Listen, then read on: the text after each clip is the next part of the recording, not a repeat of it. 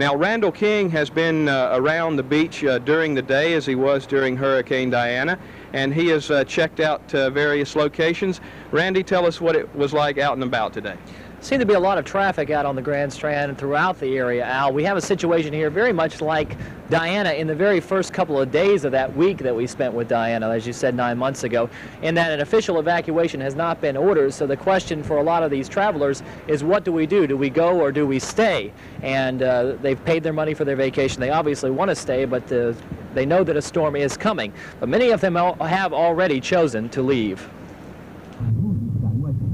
The traffic out of the Grand Strand was heavy today, and while many visitors flooded the highways, others are sitting tight, watching and waiting, while Tropical Storm Bob moves closer to South Carolina's coast. And indeed, it is a situation of watching and waiting. Officials are doing that, emergency officials are doing that, the travelers are doing that, and we are doing that, watching and waiting to see what's going to happen. Well, we're going to watch and wait just a little while longer. Of course, Channel 15 will be with you throughout the night. If developments warrant, we'll break in our programming at any given moment. And we'll be back with you, Randy and I, at 11 to update you from this neck of the woods. Randall King and Al Ervin with 15 on the scene in Myrtle Beach. Through the rest of the night, and you stay with us. Now, Randall King went out a little bit earlier when we had a brief respite from this situation, and he's with us now. Al, certainly during the last hour, the rain has been picking up and a lot of heavy winds and rain heavy at times. It's been very intermittent, but as you said earlier this evening, it was quite calm. In fact, we went down to the beach pavilion area, a very popular area, and it looked like just another night down on the Grand Strand. If we can show you some pictures that we took a little earlier down in the pavilion area, you can see very busy night, as we said, calm, a lot of wind going on, but the rain was slacking off, and the rain that was heavier earlier today had slacked off somewhat and was not falling.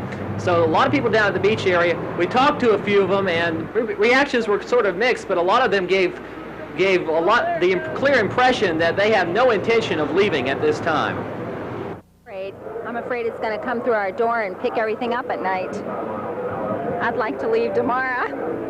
Do you have any plans to leave early because of the storm? No. Why not? We're just not going to. We're not frightened. You're not worried about it at all? No, not a bit. Well, not really. Just going to hang around and see if that hurricane pops in on us or not. I don't know. Yeah, we're just going to hang around for the show. I don't like hurricanes. So I'd like to go. You're a little bit worried about it, I guess. Yeah. I'm from the Midwest. We don't have hurricanes in the Midwest. Yes, but we do have hurricanes in South Carolina, and as you know, Hurricane Bob continues to make its way, and a lot of those people probably now may be reconsidering their ideas about leaving, whether they're going to evacuate. As Al mentioned, the shelters have been open, and we're going to keep you posted throughout the evening on details of this, and Steve Capps, of course, will keep you informed on the tracking of the storm, and right now we're going to go back to Florence. Al? Standing by live in Myrtle Beach is Randall King with more on that story. Randall?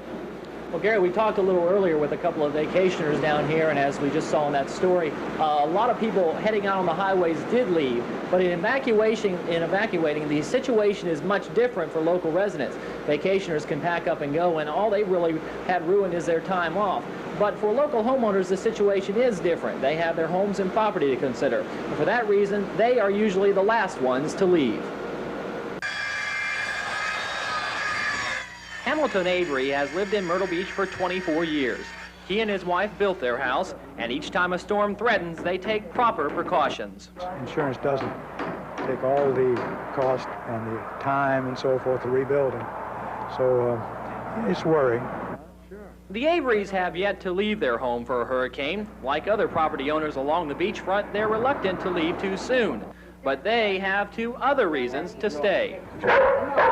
We can't take them any kennel, and we just have to take care of them. Nobody will accept them.